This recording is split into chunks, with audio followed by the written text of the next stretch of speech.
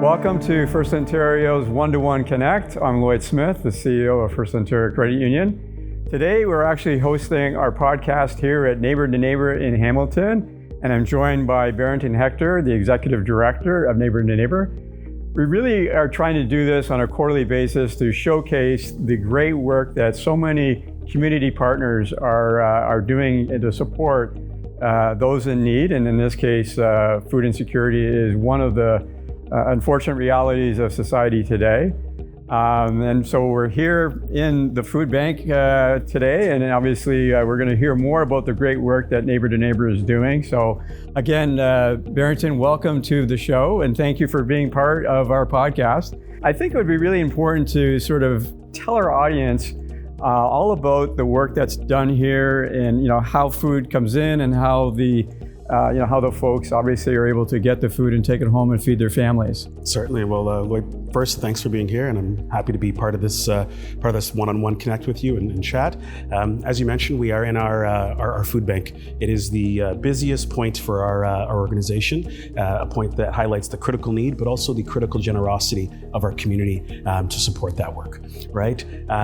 We see about 1,700 appointments a month here at this site.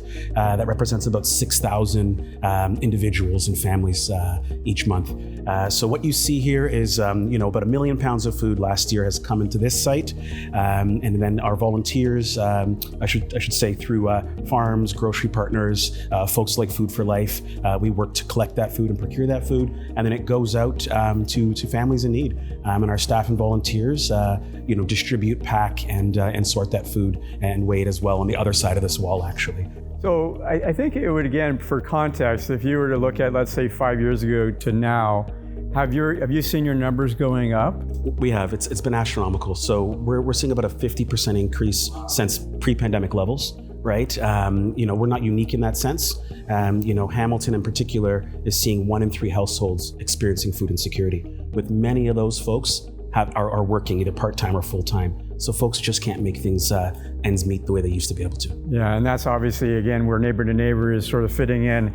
I also know that, this is not just sort of like a food bank where people can come and get food. And I also know that you're doing other programs for youth and education. And I even know, in touring around, there's actually a bookstore upstairs. So maybe you can just sort of give, again, our audience a little bit of perspective on other great work that you're doing here. 100%, and thanks for the question. I'd be remiss in not mentioning, again, our community support, our volunteers, our donors, folks, our community partners like FirstOntario.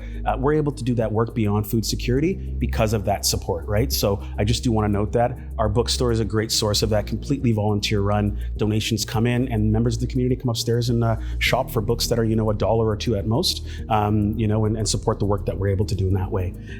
Beyond food access, I'll speak to this site as well.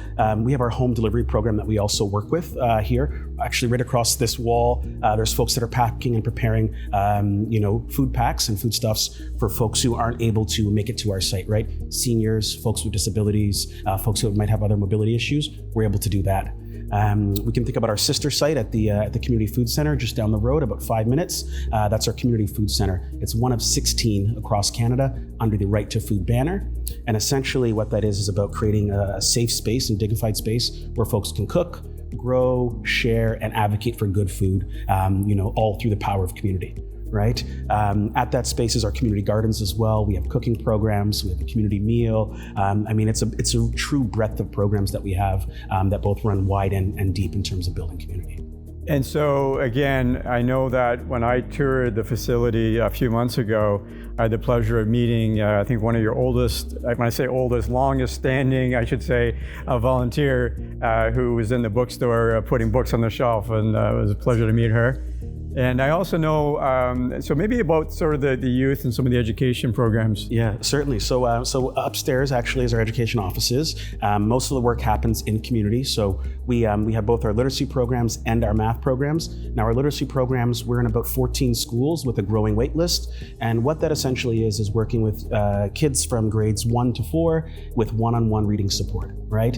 This is about building skills, but also building confidence. Right? We want to think long-term here, right? It's one of those long-term prevention methods that we have around poverty, is making sure that folks have the education and the skills they need to dream not only about what they can do in school, but beyond that, right? So that's our education program in terms of literacy. And then we have our math program, which older grades 5 to 8, and helps prepare young people in terms of those critical years ahead of high school, increasing math skills, increasing confidence again there. So you really are here at Neighbor to Neighbor. You're providing that support, and again, the vulnerability of a young child and their education and whatnot.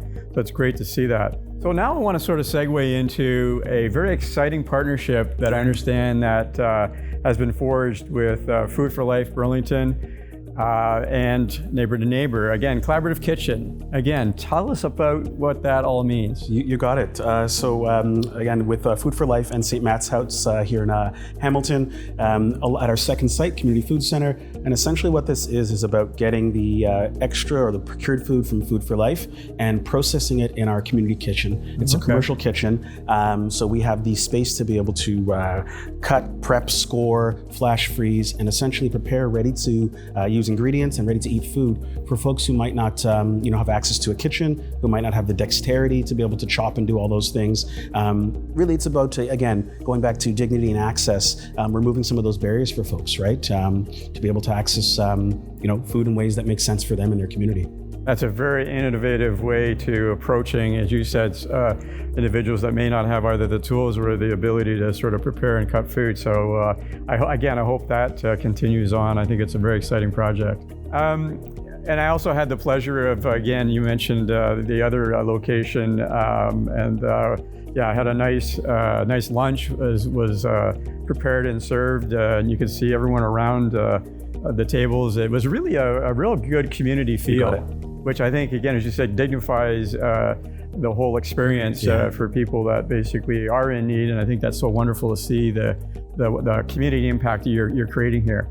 I always would be interested in hearing, I think our audience would as well, what I would call, a story or two of how you really have made an impact. I'd be really curious to know, what you have done in the last several years and how it's really impacted community and individuals. That's fair. I can think about a story actually, just recently.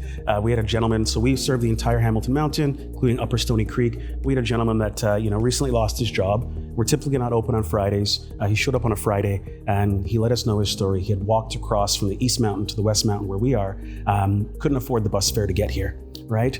So we made that long trek not knowing we weren't open.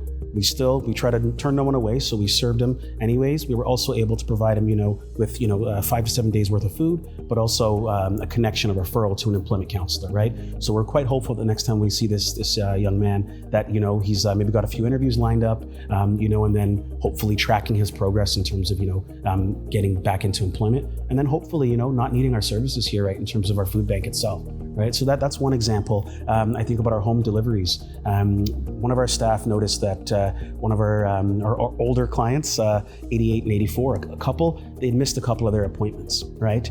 And our staff decided to call them up and let them know, you're eligible for our home delivery service, right? They didn't want to ask necessarily. There's still a bit of stigma and shame, with folks accessing our services.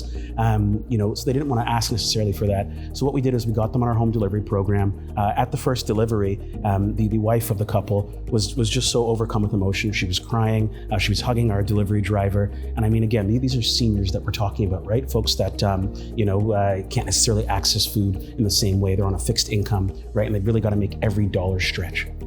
Yeah, those are great stories, again, about the impact that you're making to community. I want to thank the audience and viewers for listening. Barrington, thank you again for all the amazing work that you and your team are doing here in support of food insecurity. It is one of those unfortunate realities of life that we are faced with, but I think it's incredible the work that you and your team are doing. And if you want to get involved, again, there's multiple ways you can do that through volunteering, as you've heard Barrington mention, but also through donations. And again, at the end of our podcast, we'll provide all the contact information for you to go online. So again, thank you for listening. And I hope that you can sort of get involved with the great work that Neighbor to Neighbor is doing. Thank you.